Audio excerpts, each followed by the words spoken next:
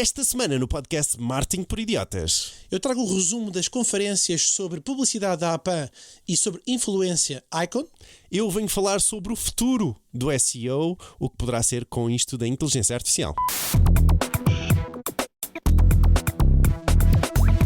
Marketing por Idiotas. Olá a todos, sejam muito bem-vindos a mais um podcast Marketing por Idiotas. Hoje então com os temas da semana, onde eu, Diogo Abrantes da Silva, estou aqui com o grande Frederico Carvalho. Olá, olá, olá. É verdade, o Miguel hoje não conseguiu estar. Ei, calma aí. Oh Fred. Não fui eu. Desculpa. Não faças isso, pá. Depois eu tenho que cortar. Muito bem, gente. É verdade.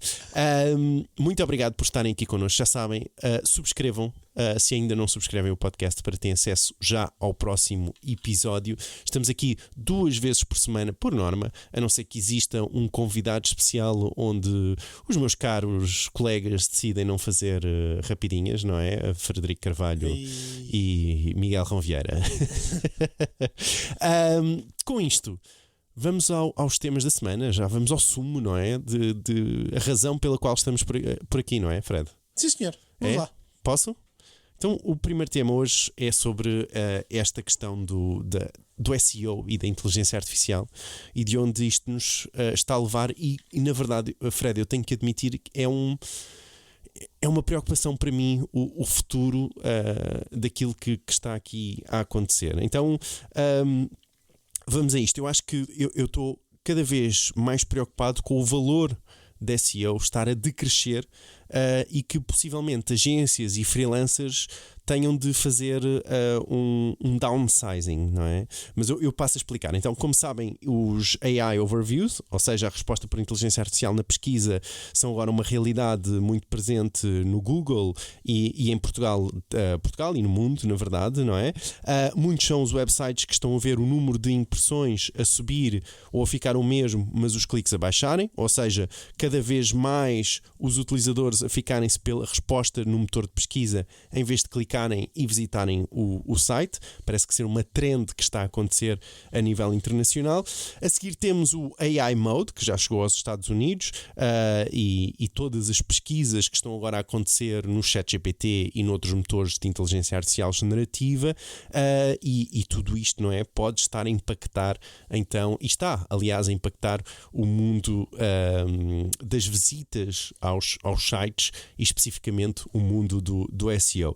Então, isto implica claramente menos visitas aos sites e há quem esteja a dizer, não é, que mas não é para preocupar, isto agora é o GEO, não é? Generative Engine Optimization, e tudo se vai transformar. Outros dizem, não, espera, Diogo, sem problemas, isto agora é a transformação do SEO para Search Everywhere Optimization, e que na verdade eu até estou muito mais de acordo com isto do Search Everywhere Optimization. Acho que vamos evoluir para isso, numa ótica de tentar otimizar a visibilidade de uma marca em todo o lado, não é? Seja nos motores de pesquisa, seja nas redes sociais, seja nos sistemas de inteligência artificial. E agora o Fred chega e diz qualquer coisa como: Ora bem, meu querido amigo Diogo, eu sei que estás muito preocupado, mas se vai acontecer essa tal transformação de SEO para Search Everywhere Optimization, qual é o problema? Quer dizer, assim ninguém fica sem trabalho. É verdade, Fred, tens um muito bom ponto, mas a minha preocupação não é as pessoas ficarem sem trabalho, mas sim a desvalorização do SEO. Ou seja, mesmo que tu otimizes para os motores de inteligência artificial, a verdade é que em princípio vais ter menos visitas ao teu site. E isso quer dizer que tu podes trabalhar awareness, não é? E estás a trabalhar awareness, possivelmente em muitos, seja nas redes sociais, seja nos motores de inteligência artificial, por exemplo, mas depois em termos de retorno de utilizadores a irem ao teu website, não é? Na verdade, isso vai diminuir. Ou seja, ou tu és uma grande empresa e estás à vontade para trabalhar awareness, não é? E queres trabalhar awareness, ou se és uma pequena e média empresa, não é? Ver o retorno sobre o teu investimento de SEO vai diminuir, vai ser muito mais difícil, principalmente no curto prazo, porque tu não vais receber visitas dos utilizadores ao teu site. E é isso, Fred, que é que tu achas? Pronto, então bem-vindo ao psicólogo de SEO. Tarará. Bom, isto precisa de começar com um soundbite, não é? Aqueles soundbites que nós ouvimos em conferências, que daqui a pouquinho já vou citar alguns, mas o soundbite é para ti o seguinte: SEO não morre, renasce. Ai, Jesus. Quem continuar a olhar apenas para os títulos e backlinks vai perder terreno. Então vamos lá. Eu tenho aqui, isto em 3 secções, não quero ser exaustivo, mas vamos também conversando, mas tenho aqui uma secção de, resumo rápido, dados e solução. Portanto, resumo rápido, soundbite outra vez, menos cliques igual a menos visitas diretas, que foi aquilo que tu acabaste agora de dizer, Diogo, isto é, os utilizadores têm-se mostrado satisfeitos com respostas diretas no motor de pesquisa.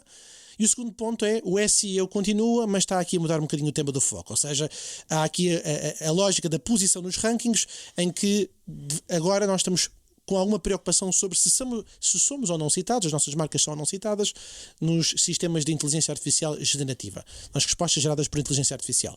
Portanto, concordo, acho que esta é uma boa visão. Aliás, tivemos até uma convidada, a Joana Miguel, da agência... do Grupo essa M, mesmo, sim. exatamente, do Grupo M, que falou sobre o Search Everywhere, e no caso aqui o Diogo traz a camada do Search Everywhere Optimization. E acho que é realmente inevitável, mas não deixamos de ter foco aqui no tema da SEO clássico, porque estas evoluções da SEO ou AEO são transições que colocam aqui a questão, e esta para mim não sei se satisfaz já, mas se os profissionais vão ou não perder o emprego, eu acho que é se as agências e os freelancers que fazem o papel operacional conseguem manter o valor percebido sobre as suas competências. Mas essa é a minha questão. Eu não estou preocupado das pessoas perderem o emprego, porque eu acho que sim, vai haver uma transformação. A minha questão é se essa transformação, não é, vai conseguir trazer o valor que neste momento está a trazer, ou que estava a trazer até este momento. Muito bem. Estás a perceber? Então, quem já ouve este podcast há algum tempo sabe que vou naturalmente trazer alguns dados para sustentar aqui alguns argumentos, mas acima de tudo também para nós termos uma visão sobre aquilo que está aqui a passar no mercado, uma vez que isto é uma coisa nova. Portanto, voltando a refocar para quem chegou agora. GEO, AEO ou SEO, portanto estamos aqui a falar de ecossistema. Quando nós estamos aqui a pensar nos dados, este tema dos AI Overviews, portanto, estão presentes em quê? Qual é que é a estatística hoje em dia? Os estudos estão a mostrar que estão presentes em 13% das pesquisas, dados de março de 2025. E isto significa uma duplicação do valor registado em janeiro, de acordo com o SEMrush. Portanto, estes são dados importantes para termos 13% como referência. Há estudos que mostram, e deixando aqui uma nota também para o Diogo em termos de dados, que o número de cliques caiu, realmente, 15% a 60%, com variações por setor, de acordo com um estudo da 39 Celsius e da Bright Edge. E o que é interessante? É que há algumas indústrias que têm mais foco do que outras. Ou seja, saúde, viagens e a área de imobiliário têm maior presença nos temas dos AI Overviews. Neste momento, e-commerce e tema de desporto têm menos. Ok, então, voltando aqui à lógica. Portanto, estás a refocar e estás a dizer que realmente parece haver menos cliques, não é? E atenção, e há que indústrias que estão mais afetadas do que outras. E há indústrias mais, isso é um bom ponto, não é? E também há aqui uma questão interessante, é que esse estudo foi feito a março de 2025, Sim. não é? Que foi antes deste boost enorme que foi dado depois do Marketing Live, ok? Porque, portanto, houve o Marketing Live da Google, não é?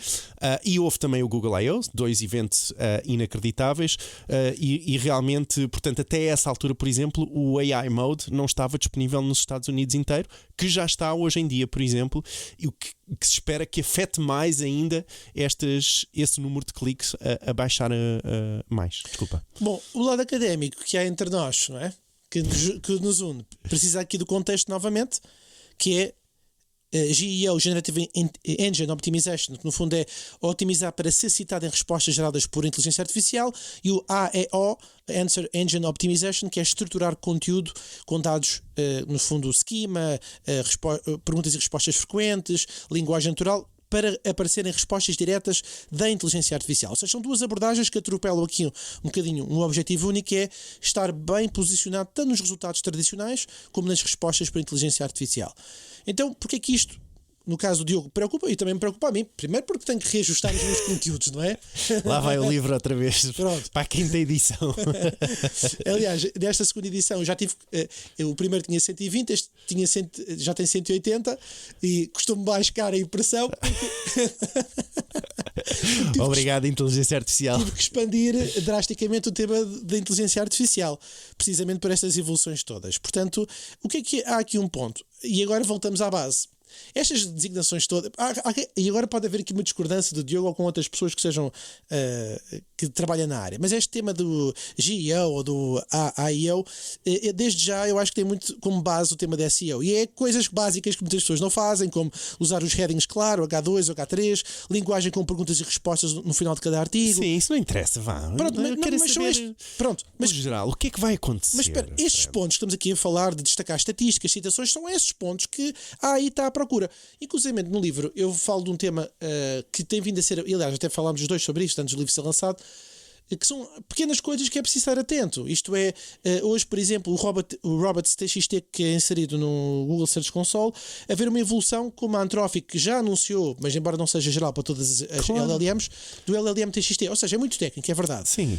Mas atenção, isto está tudo dentro do livro do Fred, está bem? E portanto, comprem o livro, vale a pena, está disponível online. Mas Fred faz-vos um grande desconto. Agradeço o call to action, mas o que eu quero aqui detalhar é estes pontos que já são a base do SEO são estas novas designações vão buscar aqui esta informação. Qual informação?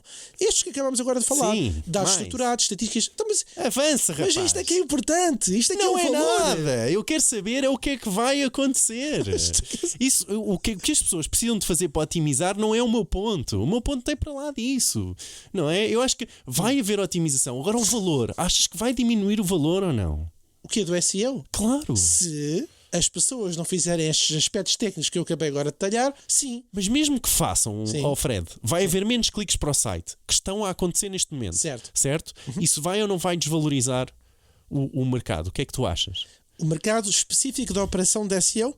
É isso que estás a querer dizer? Eu acho que vai acontecer uma situação relacionada com isso. Então. O que vai acontecer é, como eu já... As empresas hoje em dia precisam de orquestrar vários canais e, portanto, multiplicar canais de aquisição acaba por ser a lógica nos dias que correm, porque há uma diversidade, uma dispersão muito grande. O SEO continua a ser valioso, mas tem que ser complementado com email marketing, redes sociais, conteúdo nos marketplaces, ou seja, canais que não são só dependentes das pesquisas ditas tradicionais. Portanto, sim, eu acho que este decréscimo de cliques vai continuar a acontecer. Certo. E o que acaba por acontecer com os AI Overviews é um crescimento no tema de brand awareness, ou seja, topo do funil, completamente. Isso. E as questões das métricas que são relevantes, ou seja, a que métricas é que temos que ter mais atenção? É deixar de olhar para o número de visitantes, como hoje se calhar acontecia muito, que é quantas pessoas vêm da pesquisa orgânica, e considerar coisas como qual é que é o tempo de permanência no site. Não, repare, não quer dizer que já não fosse relevante olhar para isso no passado, porque lá está. Por isso é e achas que isso vai impedir o desvalorizar da indústria da SEO? Acho que estas métricas como tempo de permanência, visitas recorrentes, fidelização, interações, vão criar maior resiliência para perceber as flutuações de tráfego. O profissional da SEO que hoje faz a operação, ou as agências que são contratadas para esse efeito, vão ter uma pressão do lado das marcas, isso acho que é absolutamente inevitável, sobre se a marca aparece ou não citada certo. nos sistemas como a AI Overviews, sim. ou nos sistemas como o ChatGPT, assim, só para simplificar rápido. E essa pressão vai obrigar a aplicar mais técnica. E tu achas que quando as empresas virem que isso não está a trazer mais visitas ao site, essas impressões não estão a trazer mais visitas ao site, não vai desvalorizar no sentido de, se calhar isto não me está a trazer retorno e então vou deixar para trás. Mas espera, antes de responderes, vou dar aqui também a opinião. Eu pedi também a opinião do Daniel Pereira, o nosso amigo Daniel Pereira, que já esteve no podcast connosco, CEO da Mind SEO, e ele deixou-nos esta opinião. Ora, sobre esta questão do SEO com AI, e agora fala-se no GEO, Generative, e a parte do SEO mudar para Search Everywhere Optimization, eu acho que aí também estamos a querer fazer muito barulho. Isto porque, olha, por por exemplo, na altura das pesquisas por áudio, isto já tem uns 10 anos, também se falava que o comportamento vai mudar e com os assistentes, seja no telemóvel, seja os home assistants, porque aqui passámos a não ter uma página de resultados e passámos a ter um único resultado dependendo de voz. E na realidade, se nós formos a ver, pouca coisa. Agora, na minha opinião, o que é que está acontecendo neste momento? Enquanto que na altura do áudio, ou seja, o volume não foi assim tão impactante como está a ser neste momento, existiram outras coisas que tiveram muito impacto, como por exemplo as redes sociais. Quando surgiram os canais de redes sociais, eles desviaram muito o tráfego dos websites. Ou então, quando pegou a moda das apps, não é? E por exemplo, neste momento, até com os deep links, nós corremos muito o risco de retirar tráfego ao website para mandar para a app, não é? Mas aqui o que é que eu quero? Eu tenho que conseguir garantir a totalidade. Literalmente os outros canais roubam tráfego ao meu website, mas desde que eu consiga de alguma forma concentrar, podemos chamar awareness, mas podemos chamar a visibilidade, podemos chamar aqui muita coisa, desde que eu consiga concentrar isso para o meu website, não é? Ou para o meu negócio, é uma questão de mercado, o mercado evolui, é assim, porque enquanto que neste momento está tudo muito preocupado, as impressões estão a aumentar muito, mas os cliques ao website não. Mas a minha marca, acima de tudo, é falada nos LLMs ou não? Porque esse é que é o ponto neste momento, não é se eu estou a perder cliques para as respostas imediatas. O utilizador recebe uma resposta imediata. A minha marca foi referenciada como tendo sido a base dessa resposta? Sim ou não? Porque basicamente aqui, na minha opinião, os GPTs da vida, os Geminis e tudo mais, o que estão a fazer é facilitar a experiência do utilizador. E se nós tivermos aqui uma abordagem de que é mais um canal para a minha marca e o que interessa é a totalidade, esta é uma mudança de interface, é mais um canal. Se é mais um canal, o que é que eu tenho que fazer? Tenho é que tentar controlar ao máximo e monitorizar o que é que se passa lá. É certo que ainda não existem grandes ferramentas para fazer essa monitorização, elas estão a surgir neste momento, mas eu não sei até que ponto é que as marcas já estão preocupadas em ver se de facto os conteúdos delas são utilizados para responder às questões do utilizador ou não. E aqui, especificamente sobre a questão de alterarmos a sigla para um GEO, Generative Engine Optimization, eu neste momento não vejo isso assim. Eu acho que nós acima de tudo temos que pensar que eu estou a ser falado lá, ótimo, é mais um sítio onde as pessoas pesquisam, então o que é que eu tenho que fazer? Eu tenho que pensar que o SEO não é o mesmo SEO de há 20 anos. Eu há 10 anos que tenho tentado passar a mensagem que a sigla do SEO devia de evoluir para SXO, Search Experience Optimization, que alguém verdadeiramente preocupado com SEO vai pensar: como é que eu posso otimizar? Não é só o meu website, é todos os canais onde o utilizador pode fazer uma pesquisa e encontrar algo meu. Não é à toa que fazer vídeos no TikTok faz parte de um trabalho de SEO, porque os vídeos aparecem noutros sítios. O próprio TikTok tem pesquisas internas. Há públicos com umas determinadas características demográficas que pesquisam dentro do Facebook. O que é que eu tenho que fazer? Garantir que todos esses canais, de uma forma ou de outra, me dão alguma visibilidade, porque se não for a mim, vai ser a um outro player de mercado. Eu acho que acima de tudo, a abordagem tem que ser essa. Eu tenho que garantir que, independentemente do canal ou do interface, eu consigo o melhor posicionamento possível ou a maior visibilidade possível, porque havendo mudanças, estas mudanças vão ser para toda a gente, não é só para uma marca ou outra. Se a marca que mais depressa conseguir adaptar-se a esta realidade, vai ser a marca que vai ficar à frente. Ou seja, daí eu acho que temos é que otimizar a nossa abordagem à pesquisa, independentemente de onde essa pesquisa for feita. E, acima de tudo, deve ser mantido o trabalho de SEO. Porquê? Porque se eu não faço um trabalho de SEO, então o algoritmo não vai conseguir encontrar bons conteúdos para depois dar boas respostas ao utilizador. E eu acho que neste momento esse é que devia ser o foco da mensagem. Muito bem, portanto, ele numa ótica de sem preocupação sobre uma desvalorização, mas mais olhando numa ótica de transformação, e que a transformação sempre foi acontecendo, não é? Parece-me ser aqui esta ótica. Muito obrigado, Daniel, pela tua participação. Mas, Fred, interrompi-te, não foi? Desculpa. Não, foi ótimo, até Porque a mensagem principal que eu retive do Daniel é que a estratégia de autoridade, relevância e influência continua relevante, e a ideia é não só demonstrar pelos cliques, mas mostrar pela capacidade de posicionar as marcas de forma sustentável, independentemente do canal. Eu acho que vale a pena nós voltarmos a refletir a base do SEO, até porque eu acho só algo que eu talvez possa ter aqui uma visão diferente ao comentário. Diferente ou complementar, depende depois da interpretação da perspectiva. da perspectiva de quem ouvir.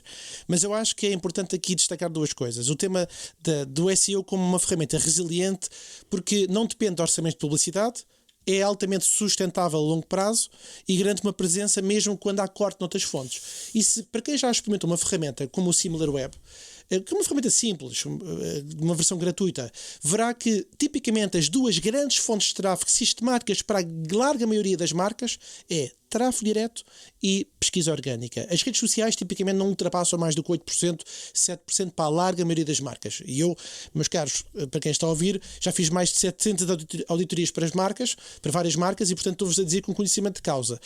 Ou seja, mesmo na diversificação de fontes de tráfego, as redes sociais representam sempre uma fatia menor. Atenção, se estivermos a pensar nas fontes que levam tráfego para o site, cá, negócios que podem ser transacionáveis diretamente noutras plataformas. Isso agora traz um bom ponto, desculpa interromper, que é realmente, se fôssemos olhar só numa ótica de tráfego é que é valor, não é? As redes sociais já tinham perdido, não é? Os trabalhadores nas redes sociais, o belo do gestor de redes sociais, não é? Era um trabalho que se calhar já não existia. Bem, mas na verdade, agora que penso nisso, é um trabalho bastante desvalorizado, ou não? Ou seja, em termos de valor, mas comparativamente com o SEO, por exemplo, vejo mais valorização sobre o trabalho de um SEO do que de um gestor de redes sociais que parece mais o estagiário que faz sempre, não é? Bom, vou deixar esse ponto para o final, que é para deixar esse gancho para essa polémica para o final, porque há aqui mais duas coisas, sendo que o meu segundo ponto, antes de chegar ao terceiro, é talvez aquilo que possa aqui criar mais disrupção na visão, no caso do Daniel.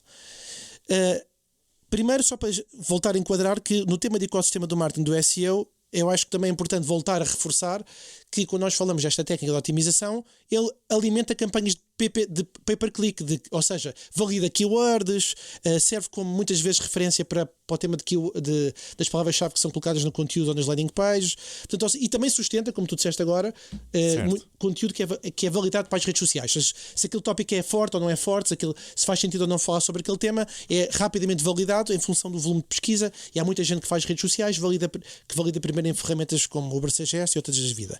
Agora, porquê que eu acho, e aqui é a única minha diferença, porquê que eu acho que é importante esta divisão, esta nomenclatura que divide GEO e AEO. E aí foi que tu discordas do Daniel. Sim, porque isto até tem a ver com um episódio que nós fizemos. Eu sei que aqui alguns dos nossos ouvintes mais frequentes vão relembrar quando em palco estávamos nós os três em estúdio, eu, tu e o Miguel, e focámos no tema de funil de marketing.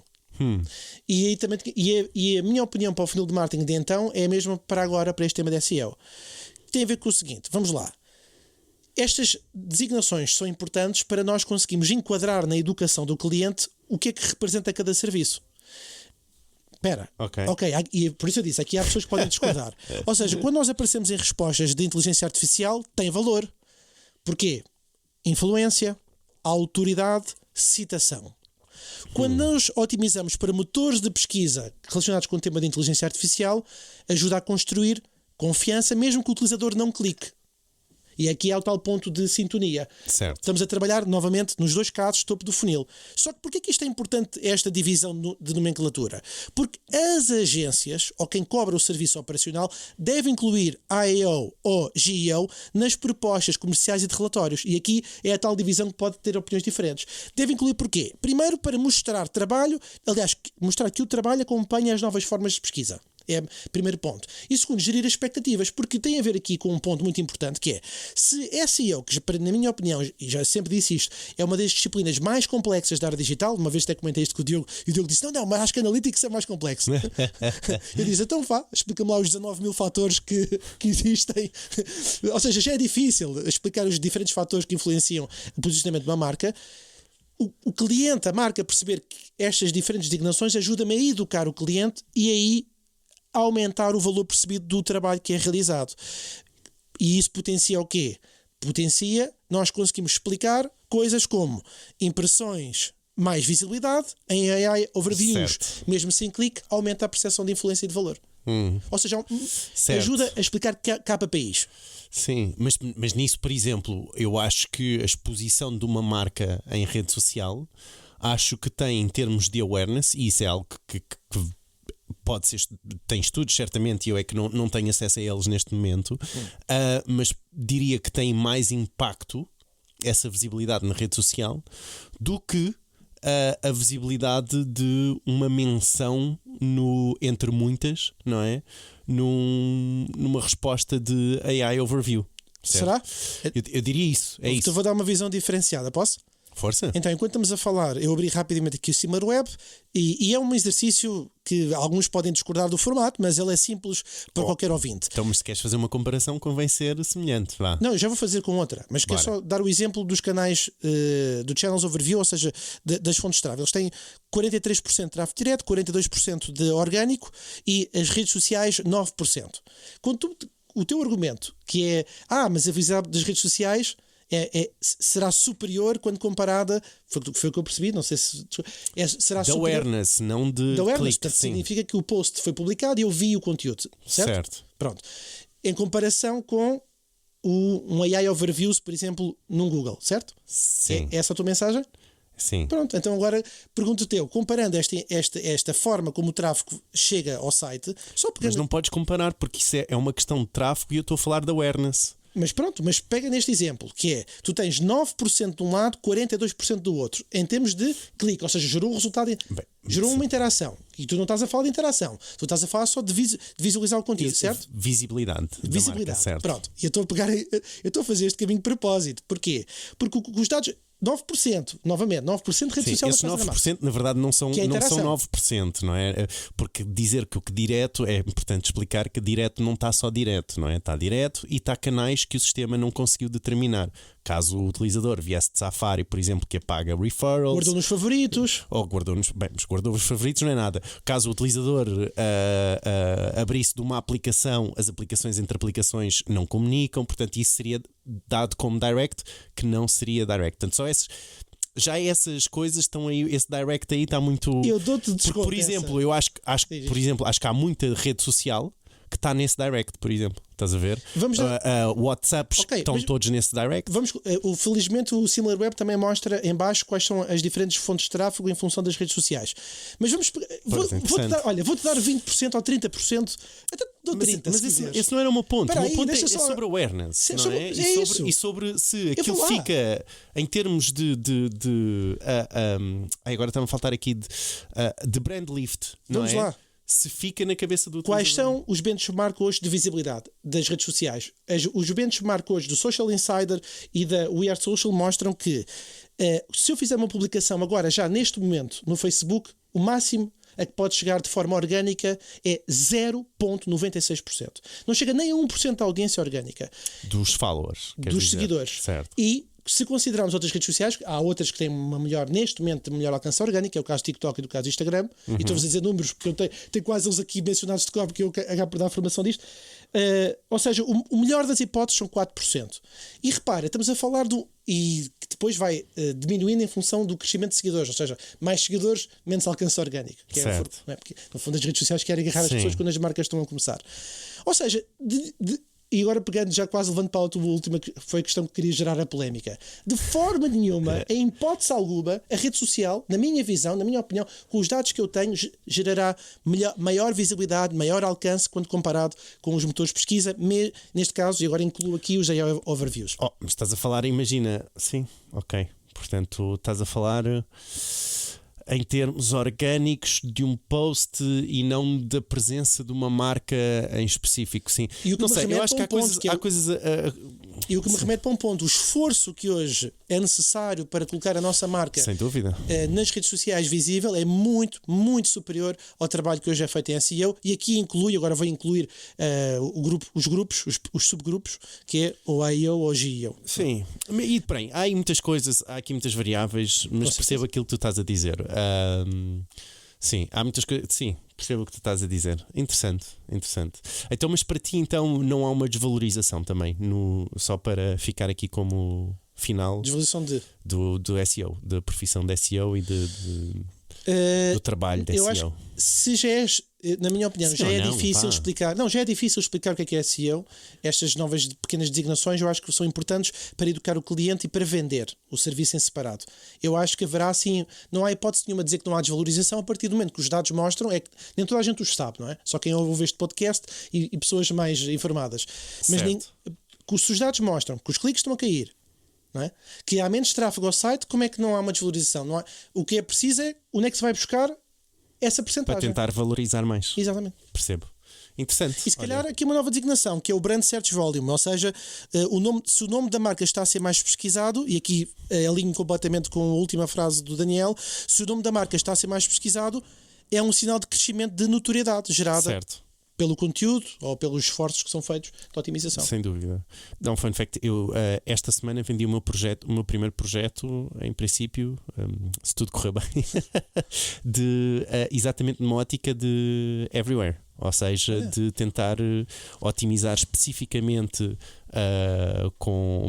para motores de inteligência artificial, utilizando esquemas com os dados da informação otimizado para que o sistema o consiga consumir. Não querias e que falar mencione. técnica, estás a ver?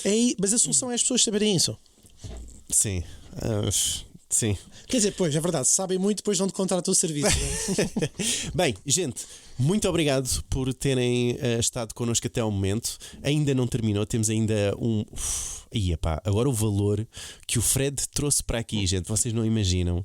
Só de referenciar, antes de irmos ao tema do Fred, o nosso grupo de WhatsApp e também pedir-vos uma review, tá bem? Portanto, quem nos está a ouvir e está a gostar deste episódio e se acham que houve valor aqui neste episódio, não se esqueçam de fazer uma review e juntem-se a nós em w.marketingporidiotas.pt, onde, acedendo a esse URL, vão ter diretamente ao nosso grupo de WhatsApp, onde estamos nós e mais 900 pessoas. Portanto, marketers, toda a gente, designers, portanto, há de tudo, não é? Gestores de redes sociais, que ainda há pouco estava a dizer que diria que seriam mais valorizados em termos de SEO, mas estão lá todos também. Bem, gente, vamos a isto. Fred, que valor é que tu... Bem, epá... Calma, há expectativas. Bora lá. Senhoras e senhoras, então eu participei em 2 conferências recentes em Portugal.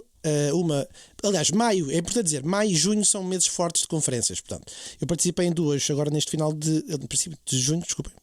A Better Marketing, organizada pela APAN, Associação Portuguesa de Anunciantes, que foi centrado no impacto da inteligência artificial no marketing, em especial no tema da criatividade, e a Icon, que decorreu numa arena. Era uma conferência sobre influência, cultura digital e o papel dos criadores de conteúdo. Bom, a minha ideia aqui é tentar resumir um bocadinho alguns dos temas que eu considerei mais relevantes, porque estamos a falar, só a Icon foram 3 dias, então não vou trazer tudo, mas em conversa aqui com o Diogo, ajudar a puxar alguns dos pontos que podem ser mais acutilantes.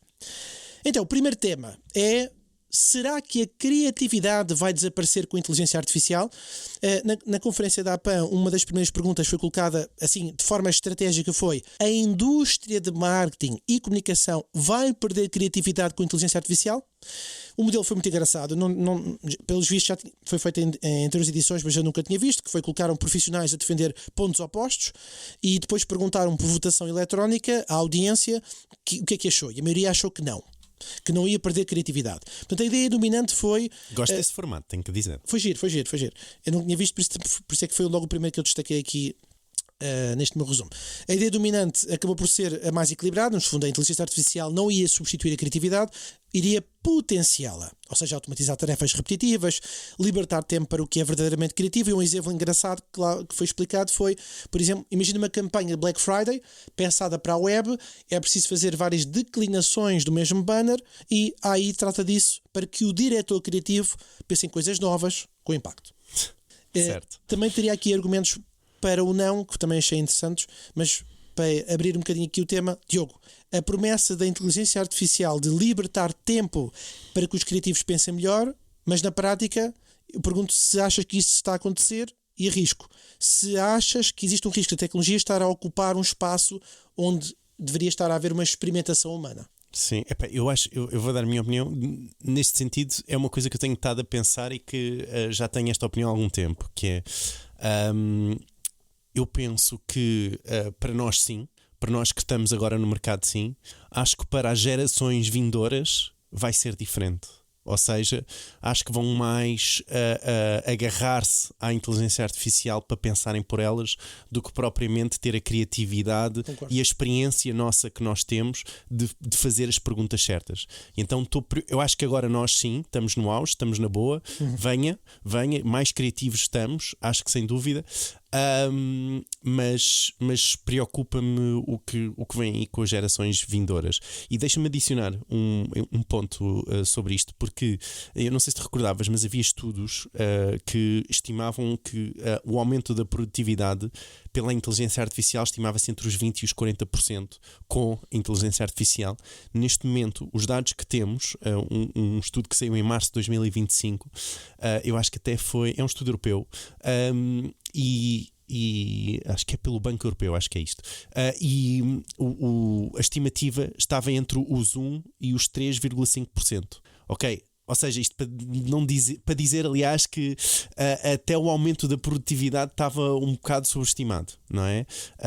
E que isso está a acontecer também, portanto não sei onde é que vai acontecer também com a criatividade, o quão impactante está a ser neste momento. Deixa estes 2 pontos, toma. Duas notas interessantes. Sabes que tive aqui uma sinapse para na semana seguinte o Hugo Veiga, um dos maiores criadores em Portugal, muito conhecido, da APK, ele comentava algo que algumas das maiores campanhas que ele considerou bem sucedidas vieram pelo facto de ser inesperado e as pessoas dizerem que não, e a coisa aconteceu. Se ele hoje tivesse validado a inteligência artificial, se calhar teria dito que não. E a segunda foi, eu acho que, e ele disse uma coisa que eu não tinha pensado: hoje as pessoas querem mais certezas. Não estou a parafraseá-lo, portanto posso estar aqui a ajustar um bocadinho para resumir, mas não se estão a deixar levar pela surpresa da vida. Achei esta frase engraçada. Ou seja, muitas das coisas que acontecem nas nossas férias é porque nos enganámos no caminho ou porque aconteceu algo inesperado, e como a inteligência artificial só nos dá certezas, corremos o risco de não sermos surpreendidos pela novidade. É interessante, agora não me recordo do nome dele, mas também na conferência Unexpected, onde estava da Carla, não é? Da Carla Rodrigues, da nossa amiga Carla Rodrigues, onde estava também o Hugo, o Marcelo, não me recordo agora o último nome, mas o Marcelo estava a dizer exatamente isso, que era esta questão do errar e de ter campanhas de que em princípio não iriam funcionar, não é? Que isso nos poderia impedir a criatividade e como isso impactava. Portanto, é um ponto muito semelhante aqui ao do Hugo. Interessante. Muito Continua. bem, segundo tema, o Social First é mais do que redes sociais. Também na conferência da Better Marketing. Já agora, só para também deixar muito claro, Social First? Esta foi da Bar Ogilvy, para enquadramento. Ou seja, a ideia base era pensar a empresa como a base nas pessoas, nas comunidades, nas conversas reais. A premissa da palestra é que o marketing precisa deixar de ser autocentrado com campanhas que ignoram cultura, o contexto ou as tensões sociais. Era preciso compreender os territórios culturais, os criadores e o que é que move as pessoas. Esta era a base, de forma resumida. Portanto, pergunta para ti, Diogo, este conceito do tema de Social First, que no fundo obriga as marcas a pensar com base na cultura real, nas comunidades, nas conversas que já existem. Tu achas que as marcas estão prontas para deixar de falar sobre si mesmas e começarem a escutar com intenção, ou continuamos no mesmo rem-rem de há anos, que é usar as redes sociais e outras plataformas como megafone em vez de ponto de escuta? Eu acho, se estão preparadas, acho que ainda não. Acho que vai demorar um tempo, até porque esta questão de quando forem impactadas com menos visitas no site, acho que vai haver muita gente a gritar. Bom ponto. E sim, eu acho que cada vez mais vale a pena pensarmos na comunidade. É uma das coisas que tenho vindo a falar muito, exatamente porque é necessário haver um canal onde a marca entre para a comunidade e esteja na comunidade onde os seus clientes estão, não é?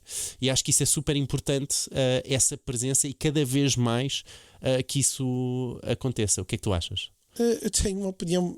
Aliás, não retiro nada do que tu disseste, mas talvez acrescente algo mais polémico. Força. É impossível fazer isto. É impossível. Sim, acho que é uma questão de educação, mas há anos que existem ferramentas de social listening, há anos que existem plataformas que até já ajudam a acelerar o processo. Sim, mas estás a ver mais numa ótica de presença de redes sociais, é isso? Por exemplo, mas eu já falo presença eu não vejo nessa ótica, eu vejo numa ótica de presença na comunidade. Ou seja, a marca estar mais integrada na comunidade em si, ou seja, passar das redes sociais, estás a ver? Sim.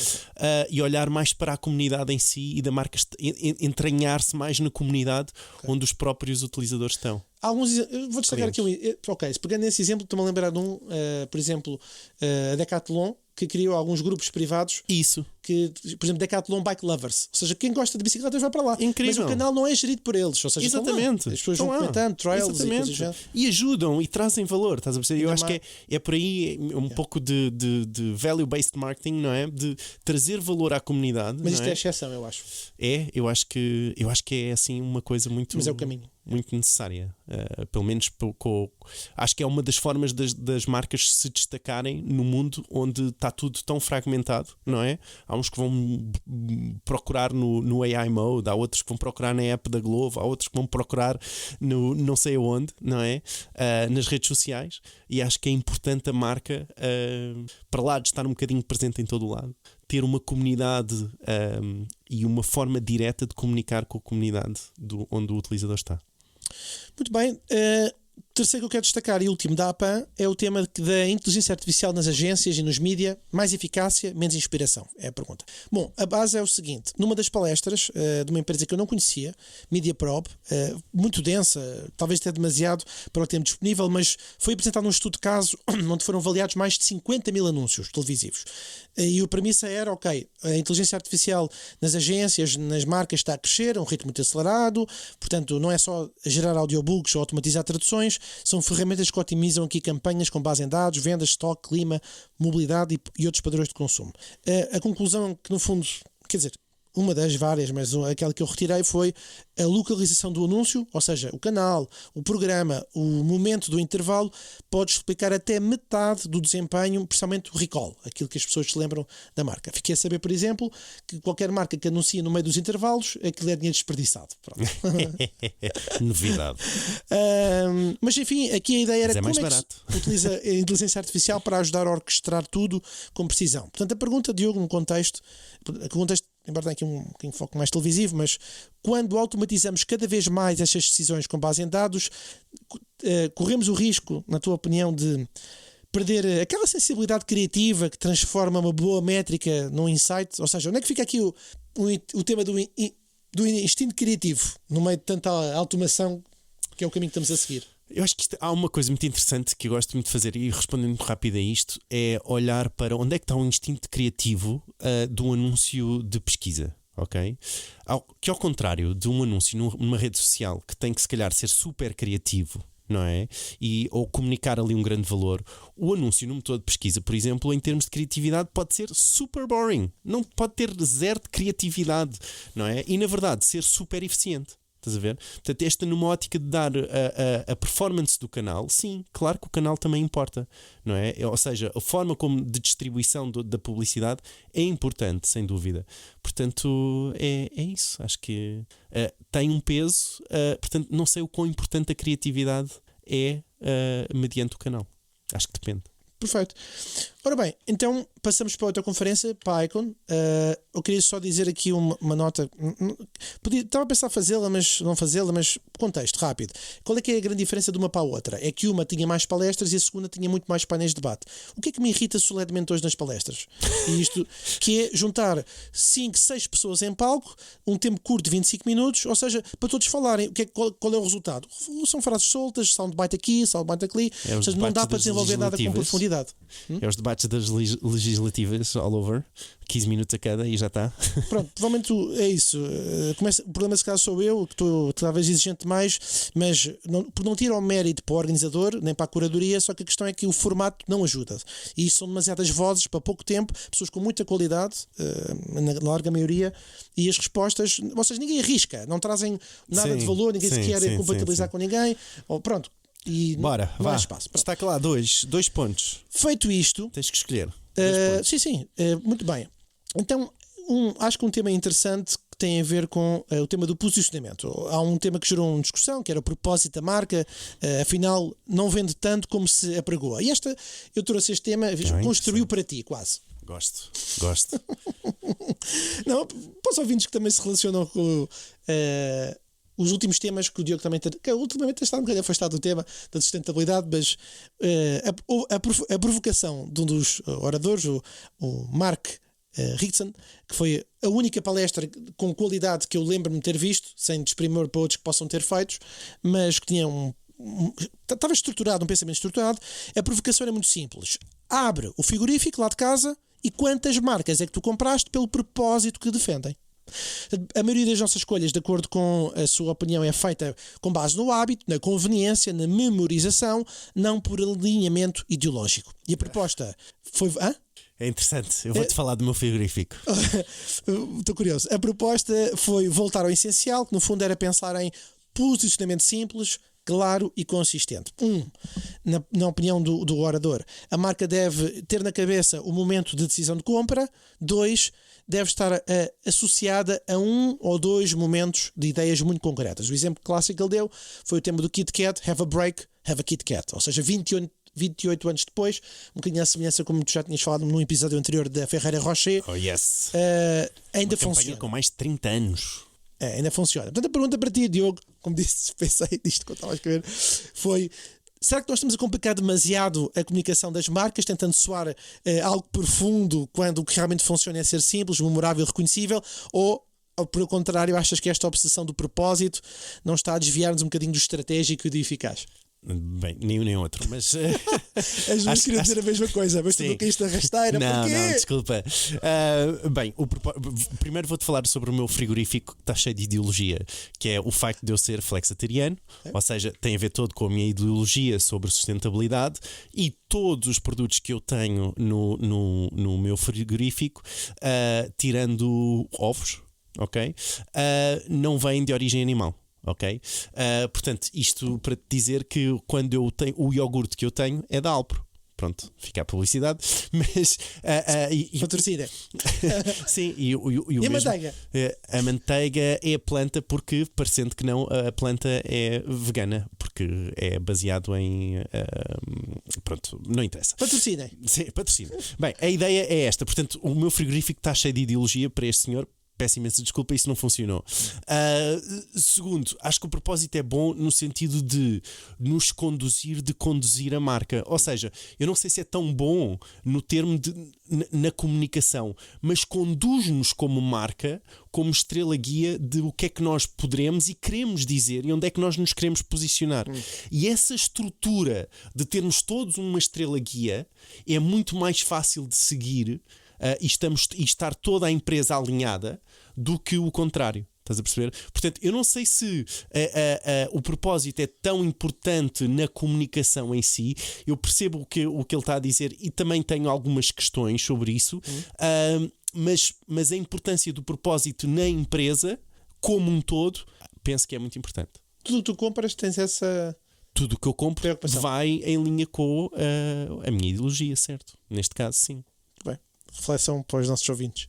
Não, repara, estamos a dar aqui uma ideologia de sustentabilidade, não é? Mas claro, se eu tenho uma ideia de não comprar coisas... Pá, não sei se te recordas disto, mas antigamente havia os ténis que eram feitos na Indonésia e nós não comprávamos os ténis feitos na Indonésia porque estavam em guerra com Timor. Não sei se havia se recordas-te disto. E houve uma espécie de boicote. E esse boicote, não é? E esse olhar para os ténis para ver que não são fabricados tem tudo a ver com as nossas ideologias, com os nossos pensamentos e onde nós queremos nos posicionar, não é? Muito bem, vamos ao último, e já para o contexto dos nossos queridos ouvintes, é porque nós queremos cumprir aqui com um determinado tempo do podcast, portanto haveria, claro, mais temas, mais conteúdo para uma conferência que neste caso demorou 3 dias. Eu vou escolher aqui um tema que é o tema dos criadores, ou seja, a relevância e a pressão de ser uma marca. Portanto, houve vários criadores que tinham já negócios, já muito desenvolvidos, outros que não tendo negócios trabalham com marcas em relação àquilo que é o seu ganha-pão, publicidade, e a Icahn, em vários momentos, tentou juntar o tal ser humano criador com o ser uma marca.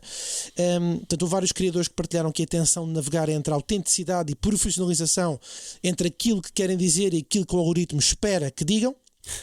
E houve quem assumisse publicamente que há um desgaste de parecer bem todos os dias. Houve quem contasse como é que aprendeu a dizer não a propostas financeiramente vantajosas, mas que estão desalinhadas com o que acredita. Olha, e também quem diria? Pessoas orientadas por ideologia. Desculpa, vai. Não, ia fazer um comentário à parte, mas é melhor não. E também se falou da importância de partilhar os bastidores, os dias vulneráveis, as decisões difíceis, as histórias que humanizam. Ou seja, a jornada do herói, não disseram assim, mas foi aquilo que eu ouvi. Portanto, do lado das marcas, a mensagem era deixar de verem os criadores como meios e começar a vê-los como parceiros culturais, e, ou seja, não dar briefings, uma vez como a Carla disse, de 10 páginas já com tudo estruturado. Ou seja, escutar a sua voz, perceber o universo. E isto também se falou bastante em várias palestras, que é não dar tudo fechado para que o criador possa, porque ele é que conhece a sua audiência, e saber ajustar a mensagem. Bom, a pergunta para ti, Diogo, é o seguinte: esta indústria que está a exigir cada vez mais quem são os criadores, tu és um criador dentro do teu formato, podcast, é uma forma de criar, mas embora a gente não trabalhe com marcas, a não ser a RFM, não trabalhamos com publicidade, será que achas que a forma como os criadores estão estruturados, os autores em especial, são considerados apenas como canais de distribuição ou algo mais? E se nós não estamos a construir relações sustentáveis, desculpa, espera aí, vou reformular. Se nós estamos a construir relações sustentáveis ou ainda estamos a espremer relevância até à última view? No sentido como um canal, é isso? Sim. Eu penso que cada vez mais são os criadores são escolhidos para lá de serem um canal, não é? Acho que são mais criadores, ou os criadores estão em linha ou não estão em linha com aquilo, não é? Razão pela qual tu vês que a publicidade ou não sei, mas a criação de um conteúdo sobre sustentabilidade com alguém que já fala sobre sustentabilidade, por exemplo, que vai funcionar melhor e que vais entrar nessa audiência, mas essa marca tem que estar alinhada com o influenciador. Aliás, eu acho que a Carla nos deu um exemplo disso, onde o influenciador, por exemplo, não quis estar com aquela marca porque não ia em linha com aquilo que aquela influenciadora defendia e com os seus utilizadores. Portanto, acho que não olhamos, acho que mesmo sem querer, hoje em dia, já olhamos para canais muito específicos mediante a audiência daquela pessoa. Faz sentido. Imagina, tu não vais pedir ao número, não é? Que é um canal que tem a sua distribuição, que é aquela pessoa, é uma figura, não é? E se calhar como Superboc tu não te queres afiliar àquilo, não é? Portanto, acho que já há uma escolha, não é só numa ideia de olha, quero check este e já dá 1 milhão de followers. Não, acho que não. Faz sentido? Faz. Eu estava a pensar se haveria de dizer ou não, mas não tem mal nenhum comentar que o youtuber que tu referiste foi alvo de queixa-crime. E bem, exatamente. Também, pronto, estamos alinhados. Olha, permite-me só fazer um fecho rápido, só para dizer que ambas as conferências, mérito para os seus organizadores. É bom nós termos eventos em Portugal que falem sobre estas temáticas, independentemente de achar que o modelo é mais para a esquerda ou mais para a direita. É a opinião apenas de um participante. Eu acho que tocaram aqui num ponto que talvez mereça aqui uma reflexão mais do que os likes, que é... diria que em ambos, embora sejam temáticas diferentes, que é influenciar, não é chegar a muita gente. No sentido que é importante, sim, mas a coragem de dizer algo que vale a pena ser ouvido, e no mundo está tão saturado de conteúdos, de automatismos, é uma discussão para nós pararmos. Nós estamos lá naqueles dias, tipicamente, mesmo que olhamos para o telefone, paramos para perceber a clareza e a consistência de quem refletiu sobre como é que a tecnologia tem vindo a evoluir e como é que os formatos estão a mudar. E pronto, é este o meu resumo. Fim. Muito bem, Fred. Olha, muito obrigado por este resumo, foi incrível, destas duas conferências. Mais um dos pontos que não foram mencionados aqui pelo Fred também vão estar em marketingporidiotas.pt, o nosso site onde fica todo o guião, toda a informação, todos os links daquilo que nós falámos. Por falar nisso, sobre o meu tema, tem lá também um link para o podcast do Lex Friedman, com uma entrevista com o Sundar Pichai, onde ele fala, e esta é gira, só para quem ficou até aqui, que é, vê lá, sabias disto, Fred, a ideia de não haver anúncios no motor de pesquisa se pagares uma subscrição.